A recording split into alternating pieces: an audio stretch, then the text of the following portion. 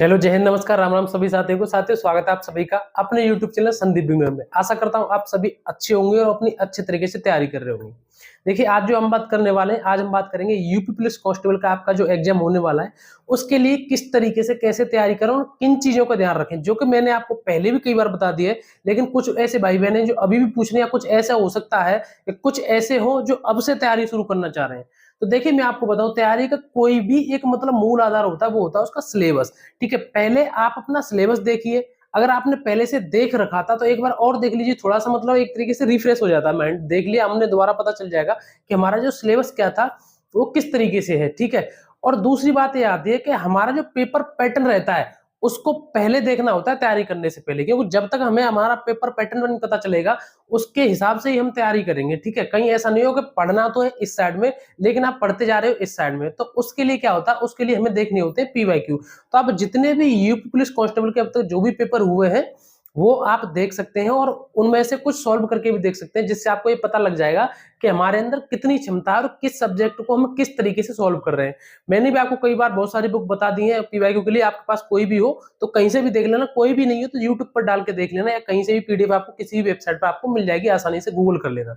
ठीक है, ये तो हो गई आपके जो शुरुआती वाली बात होती है। ठीक है, शुरुआत में आपको सिलेबस देखना है, उसके बाद आपको पीवाईक्यू देखना, जिससे आपको एक पता चल सके कि हमारा जो पेपर का पैटर्न रहता है वो किस तरीके का है। अब देखिए, मैं आपको बताता हूँ कि जो इस बार पेपर आएगा, उसमें हो सकता है आपको ये ऐसा लग रहा होगा, पता ना इस बार जो पेपर आएगा इसमें बहुत लंबा टाइम मिल रहा है, पता ना किस तरीके का पेपर आएगा।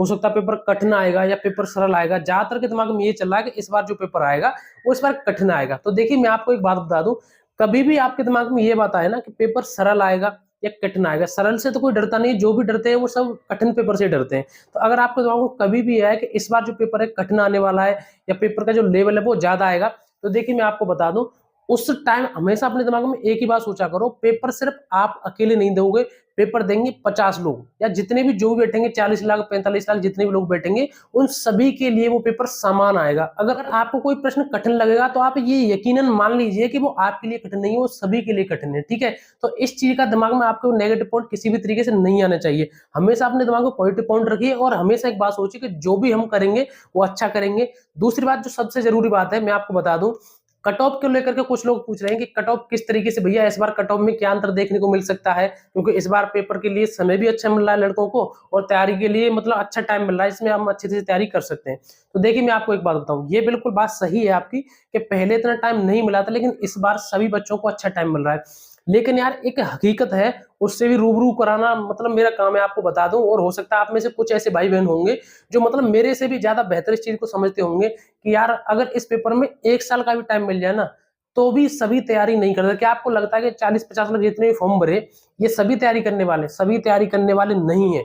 ठीक है, कुछ बंदे ही ऐसे हैं जो तैयारी करते हैं सीरियस होकर के। हो सकता है कुछ जो पहले सो रहे होंगे वो अब जग जाएंगे, उनको अच्छा मौका मिल जाएगा तो इसका वो फायदा उठा लेंगे, और वो जीत भी जाएंगे अगर मौके का फायदा उठाएंगे तो। लेकिन ऐसा नहीं कि सभी के सभी इतनी तैयारी करें।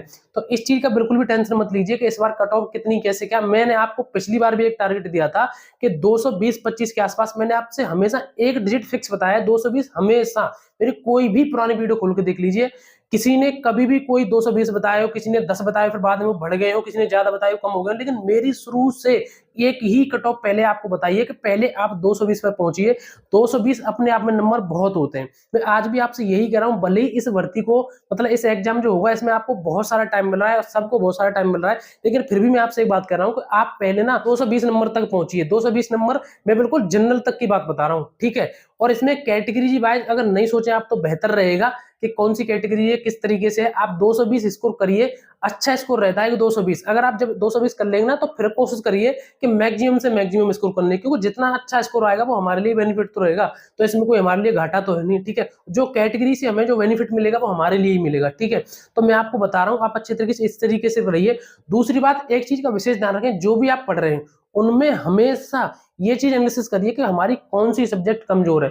मैंने आपसे हमेशा एक चीज बताई है कि कुछ लड़के बहुत अच्छी तैयारी होने के बावजूद भी मात कहां खा जाते हैं कि एक तो वो रिवीजन नहीं करते, मतलब पढ़ते वो बहुत है लेकिन रिवीजन नहीं करते। दूसरी बात वो है कि जिन सब्जेक्ट में वो सबसे ज्यादा अच्छे हैं, या जिनकी सब्जेक्ट अच्छी है, उनको बहुत अच्छे तरीके से सॉल्व कर लेते हैं, उनका स्कोर उनमें अच्छा आता है, वो उनको सबसे ज्यादा टाइम देते हैं, यानी कि उनको सबसे ज्यादा लगे रहते हैं पढ़ने में।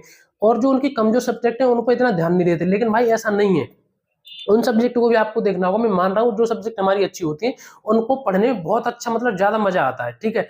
लेकिन हमको सारी सब्जेक्ट बराबर लेकर के चलनी पड़ेंगी। और यूपी पुलिस कांस्टेबल में तो एक पॉइंट हमेशा ध्यान रखिए, इसमें आपको स्कोर करने के लिए 2 सब्जेक्ट सबसे ज्यादा जरूरी है, वो आपकी हिंदी और रीजनिंग, ठीक है। इसमें आपको आधे से ज्यादा स्कोर करने को मिल जाएगा इसी में से। बाकी आप मैथ को भी नहीं छोड़ सकते और जी को भी नहीं छोड़ सकते। जीके में आप मतलब या तो आप पहले पढ़ लीजिए थ्योरी, उसके बाद प्रश्न लाइए। सबसे अच्छा तरीका तो यही होता है कि पहले आप थ्योरी पढ़ लीजिए किसी चैप्टर की, उसके बाद आप प्रश्न सॉल्व कर लिए, ठीक है। और आपको कोई चीज नहीं आ रही है तो उसको लिख लिख करके याद करिए।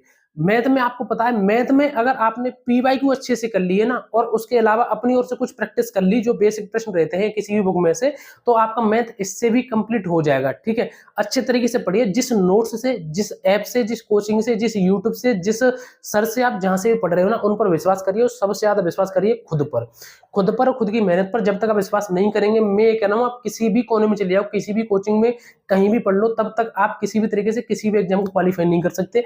एक बात मैंने आपको कल अपनी उस एक कल वाली वीडियो में बताई थी कि एक डायरी अपने पास हमेशा रखिए, एक डायरी किसी भी तरीके से, उसमें आप अपना डेली का शेड्यूल रखिए और जो सब्जेक्ट आपके कमजोर है उनको लिखिए। इसमें कौन से तरीके से आपको क्या पढ़ना है, कौन सी चीज आपको कब तक कंप्लीट करनी है। इससे ना आपकी दिनचर्या बन जाती है और आपकी डेली लाइफ भी बहुत अच्छी होती है, ठीक है। तो इस तरीके से आपको पढ़िए। और भी आपको कोई डाउट रहता है कमेंट करके जरूर बताएं। और हमारे टेलीग्राम ग्रुप है उसको जरूर ज्वाइन कर लें। और अगर आप यूपी पुलिस कांस्टेबल की सीरियस होकर के तैयारी कर रहे हैं तो मैं आपसे एक प्रश्न पूछ रहा हूं, उसका आंसर आपको देना है। अगर उसका आंसर आपने दे दिया कमेंट में तो मैं समझ जाऊंगा कि आपकी जो तैयारी है वो सही चल रही है। नौसेना विद्रोह कब हुआ था, ठीक है, नौसेना विद्रोह कब हुआ था, इसका आंसर आपको कमेंट में देना है। आपकी थोड़ी सी सहायता या हिंट के लिए मैं आपको चलो 4 ऑप्शन भी दे देता हूं, 1945, 1946, 1947 और 1948।